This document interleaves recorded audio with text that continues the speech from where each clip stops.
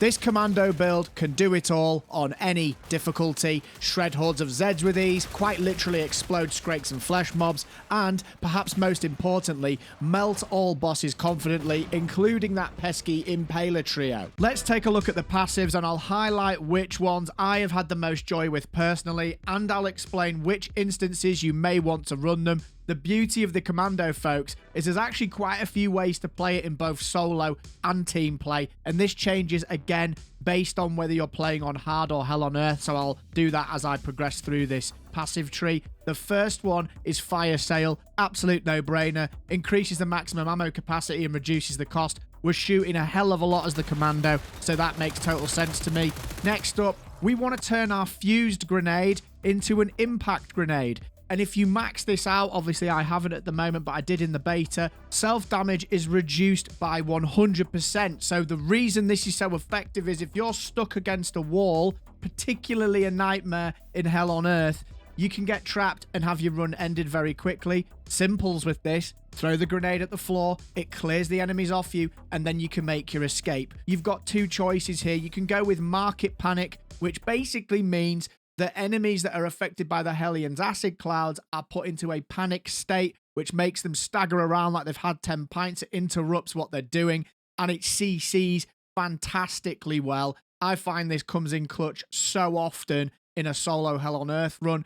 But if you're playing as a team and perhaps playing hard mode as well, this is also where I use it. Acceptable damage, acid cloud spawned by the Hellions projectiles deal 50% increased damage to the enemy's hit by the initial projectile. It's really nice if you're trying to nuke down something like a flesh pound or a Skrake. It just ups the damage quite substantially. I personally, when I'm doing solos, go for Market Panic. Then we've got Offset. While the magazine is half full, weapon stumble is increased by 50%, and then when it's half full, it's the damage that's increased by 25%. Skrakes, flesh pounds, even bosses get staggered by this. However, dropping your weapon costs by 30%, the trader pod, means that I can use the Knight's Bridge combo that I've got set up, which I'll go over later in the video. It's very powerful. By round 2. Round 2. So when you've got that Skrake in round 2 that's doing your head in on Hell on Earth, it's fine. You've got a grenade launcher. Boom. See you later. And if you optimize what weapon you start with, you can sell that and pick this up straight away, and I'll explain that in the playstyle section of this video. I personally like preferred customer. This is another interesting one. I go for extended coverage. Hellion Cloud lasts for an additional 4 seconds. Obviously that could be buffed higher. This just means if we're doing something like Market Panic or something like acceptable damage, it means that the clouds are staying longer and synergizing really nicely. You can go for widen out to increase the radius, but as you get further down the tree, there are other ways of doing that as well, so I feel like it becomes perhaps a little bit redundant, but I will refer back to this later on in the passive section. Not Dead Yet essentially gives you a free get out of jail free card. If you take fatal damage, you won't go down, you'll start generating health. Really nice when you're in a Hell on Earth run and the boss nearly one-shots you. It saved my bacon quite a few times. But I do have to say, the booster shot, increasing the maximum syringe capacity up to 4 and then regenerating 9 additional seconds of health is really, really good as well. It's quite a difficult toss-up.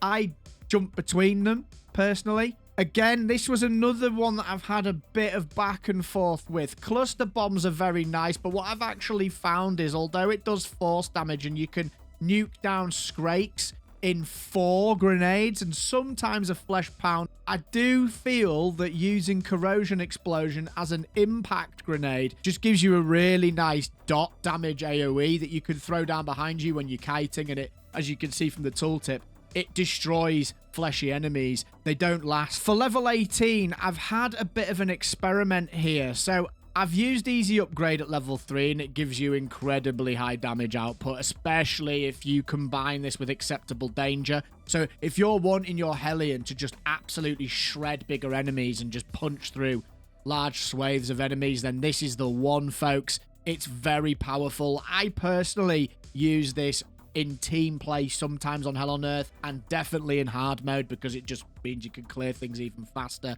and there's not much survivability needed to be considered. In Hell on Earth, I am having some real good usage out of Caustic Cure. Standing in a Hellions acid cloud regenerates 4 health, and when you max this, it's 5. You can use this as a panic heal. You can use this when you're in a bind. You can use it to just sustain yourself in a dicey fight. It's a really versatile skill choice. Standing in the acid cloud and using it as a way of kind of pushing through and securing space is something that I've found really helpful in Hell on Earth runs, where you get impressed and you're kind of cornered from 2 sides. Pick a side, drop the Hellion, move through the pack while shooting.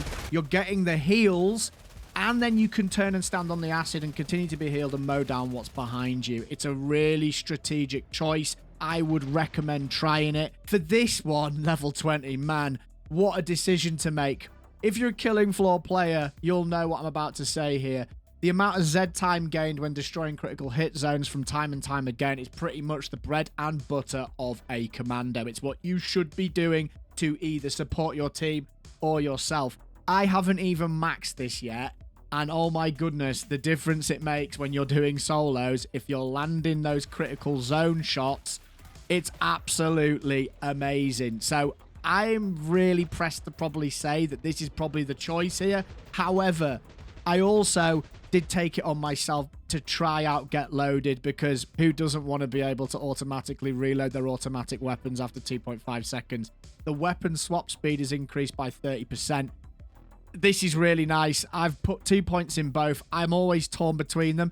I tend to just play what I feel, really, but if I'm taking things majorly serious and I definitely want to get the clears done, then time and time again is probably the one, folks. Here we've got quick return. I haven't even maxed this yet. As long as you are landing your headshots and weak points, you're going to get your Hellion back pretty quickly, and I'll tell you where it works really brilliantly with the weapon that we're about to go over later on in the video, with the grenade launcher, knocking down groups of larger enemies like flesh mobs and skrakes. You get a lot of weak spot damage, so you get your Hellion back quite quick. Really, really nice choice. I haven't tried business expansion. If anyone has, let me know. Down here, for me, it was a no-brainer. Barrels blazing. 10 stacks of blaze means that you increase your damage by 30%. We're using the Knightsbridge, the Scar, and we're using a revolver as well. This means your damage is pretty much at all times at 30% when you're using the Knightsbridge and the Scar because of the rate of fire. Absolute no-brainer. Here it was a no-brainer. Scavenger.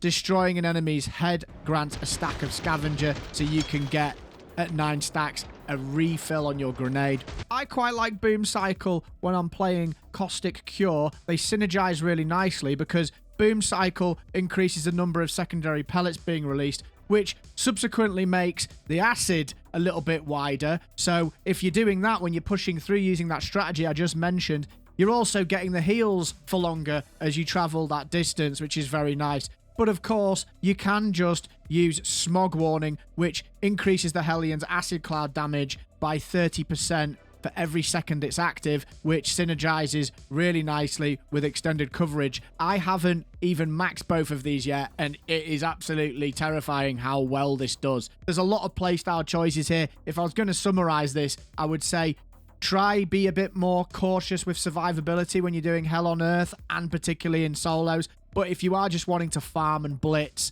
then just go pure damage. Next up, let's take a look at the weapons of choice. These weapons and attachments are what I've been using to take on both solo and team play Hell on Earth runs, and the attachments are not even fully min-maxed, so I'll do some explaining around the reasoning as to why. So, our first weapon that we're going to go over is the Knightsbridge. I've called mine the Swagsbridge 2.0. We're using polysynthetic rounds to give us ballistic and biological damage. The reason for that is because a lot of the enemies that make up the core horde are actually weak to biological damage. We can get this by round 2, so you are just shredding through those smaller enemies with absolute ease. The passive we've gone for is each shot has 1.5% chance to deal 150% damage. I'm still experimenting with this, folks, but in my mind, 60 bullets in a magazine, there's going to be a few of them that are going to be doing that extra 150 damage. It just notches things up. We're using a deadly resupply mag channel accelerator. That's 33% chance to return 1 round to the magazine on a kill shot. Frag launcher, This is absolutely mandatory if you want to use the Knight's Bridge. It gives you a grenade launcher that deals force damage and sound wave damage. This is how you deal with flesh pounds. This is how you deal with Skrakes. This is how you deal with a seemingly scary large mass of enemies that are coming close to you and just delete them in one go. The first strike passive, which increases the damage by 35 for the first shot with a fully loaded magazine. I've tested this and I believe it is interacting with the grenade launcher. We're also using a critical strikes red dot sight, which is giving us a 1.5% chance to deal an additional 150% damage. So this synergizes beautifully with polysynthetic rounds. You'll notice I've left these 2 slots empty, including, controversially, the magazine. You're absolutely fine to put a magazine in. In fact, here we go. Let's just put one in. The reason why I don't have this set up at the moment is because it takes the cost up a little bit too high to get the weapon in round 2. Next up, let's look at the Scar. And this is what we are using to deal with flesh pounds, Skrakes, and bosses. The damage output is wild on this. We're using armor piercing rounds with the ammo efficiency perk. This gives us 7 extra damage when the magazine is below a quarter capacity. This is obviously the premier choice. It shreds through flesh pounds and it absolutely decimates bosses. However, I will draw your attention over to these critical strike over pressure rounds, which I also use. These do sound wave and force damage. The reason why I draw your attention to this is if you want this weapon to be dealing with Skrakes and bosses and flesh pounds, this is also a very nice way to go. Skrakes are strong against force damage, so that kind of negates this one a little bit. So that's just a choice there if you want to switch between them. I've had success with both weapon types. On the suppressor, we've gone for combat coordination, 3% bonus damage within 10 meters of a teammate. This isn't min-maxed at all. It's just nice to have that Z timer multiplier gain. The red dot sight, we've got 5% more damage to bosses for obvious reasons. And on the drum mag, which isn't maxed yet, it's just nice to have an extra 20 capacity. I will eventually max this and go for a different passive. This is more about killing single targets than lots, so getting a kill shot return on this isn't that effective, really. You're not shooting at chaff with it, per se. This is my Wraith. I buy this before the round starts, and it's perfectly priced to enable me to do that. We've got hollow point rounds, which do cut damage. It's just a nice one to use when you're trying to take down bloats. I find they can be a little bit tanky at the start of the game, so this is just a fun one to use. It shreds through chaff really quickly, and we've also got that 33% chance to return a round on a kill shot, which is really nice in the first round. We've got the suppressor, which is again a 33% chance to return a round on a kill shot. Again, really nice. And then, of course, reflex sight, which just gives us some nice handling and whatnot. I haven't got enough to max this out yet, so I'm just keeping it as it is. And then we're using the fast action receiver here with another 1.5% chance to deal 150% damage. And here's my secondary. I'm using the sharpshooter revolver. We're using armor piercing rounds again because this is a great one to have when you're trying to take down flesh pounds and other heavy mobs. This one's got an okay passive, the 7 damage when the mag is below a quarter.